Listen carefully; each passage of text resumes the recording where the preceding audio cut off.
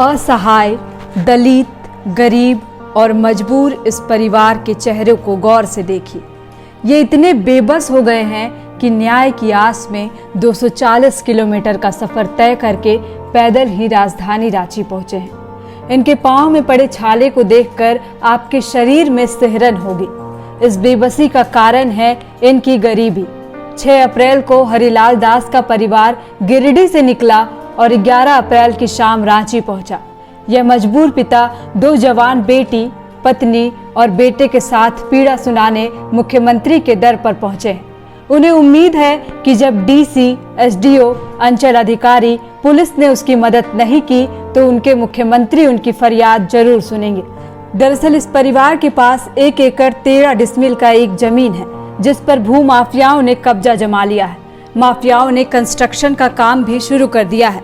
जब यह परिवार उनको रोकने जाता है, विरोध करता है, तो पूरे परिवार को जान से मारने की धमकी मिलती है। बेटियों को उठवा लेने की बात कहकर चुप करा दिया जाता है। इसके बाद भी पुलिस की तरफ से कोई पहल नहीं की जा रही है। जब हर किसी के पास गुहार लगाकर हरिलाल दास थक गए तो अंत में वह सीएम के पास अपना दुख रखना चाहते हैं। अधिकारी उनको बस दफ्तरों के चक्कर कटवाते हैं, झूठी आश्वासन देते हैं। इस दलित परिवार ने यह भी कहा है कि यह जमीन ही हमारे जीने का आखिरी सहारा है। अगर यह लुट गया तो हम आत्महत्या करने को विवश हो जाएंगे। 240 किलोमीटर जो है से गिरिडीह से रांची पड़ता है। हमारा ज़मीन जो है गिरिडीह में भूमि माफियाओं के द्वारा लूटा जा रहा है, जिसके लिए हमने सभी को जो है न से आवेदन दिए गिरिडीह में। और देने के बाद में जब नहीं कार्रवाई सुनवाई हुआ तब हमने जो है से अनशन किया था डीसी के सामने।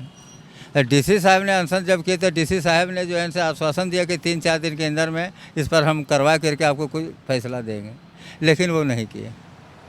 उसके बाद में जो है न से डीसी साहब ने लिख दिया, एसडीओ साहब लिख दिया जो है न से अंचल को। तो अंचल गए तो बोला हम कर्मचारी को रिपोर्ट बनाने दिए। कर्मचारी के पास में किए तो वो बोलता है कि जो है न हम सीआई को दिए हैं बना करके। वो फिर इस तरह से करते कर मतलब फिर नीचे से ऊपर, ऊपर से नीचे। आज 1.5 साल हो गया हमको न्याय नहीं मिला। देखिए हम लोग तो जीने का उम्मीद ही छोड़ दिए हैं। इसी आस में हम ले करके चले हैं कि जब हमारा सब कुछ लूट जाएगा तो हम लोग परिवार बच के क्या करें। वहीं मेरा डर ख़त्म हुआ। और बहुत मुश्किल से जितना बड़ा कठिनाई हम लोगों के साथ में हुआ और हो रहा है, इसलिए कठिनाई सहन करके हम यहाँ तक आए हैं कि मुख्यमंत्री जी एक बार हमको 5 मिनट समय दे दे, मेरा पीड़ा को अगर सुने और हमको फैसला दे दे जो भी उचित है, तो हम उसका हमेशा हम पूरे परिवार उसका सदा शुक्रगुजार रहेंगे। तो हम क्या करें फिर तो जो है न से इसके बारे में तो हमको भी समझना बहुत मुश्किल है, लेकिन एक बार और देख लेते हैं। अगर हमको कर देते फिर जैसा होगा हम लोग तो खैर गिरिडीह लौट करके ना होगा तो हम लोग ये भी निर्णय लेके हम लोग आत्महत्या कर लेंगे। एक बार जब हम ट्यूशन से घर लौट रहे थे तो रास्ते में धमकी दिया था, बोला था ज़्यादा ज़मीन वाली बन रही है तो ज़मीन पे अगर आएगी अबर तो उठवा लेंगे और कटवा के फेंका देंगे। तो हम ये रिपोर्ट महिला थाना में भी किए थे गिरिडीह में। तो फिर गिरिडीह में वो पकड़ के ले गया था। फिर वही माफिया लोग धमकाया, बोला कि कोर्ट कचहरी का चक्कर लंद फंद ये वो। तो फिर हम रिपोर्ट वापस ले लिए और बॉन्ड पर छुड़वा दिया गया।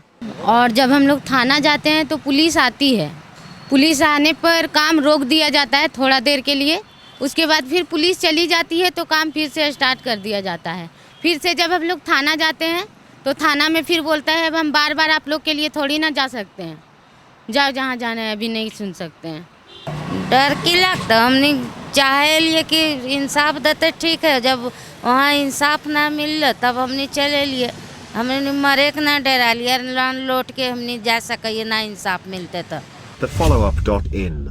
Like, share and subscribe. www.thefollowup.in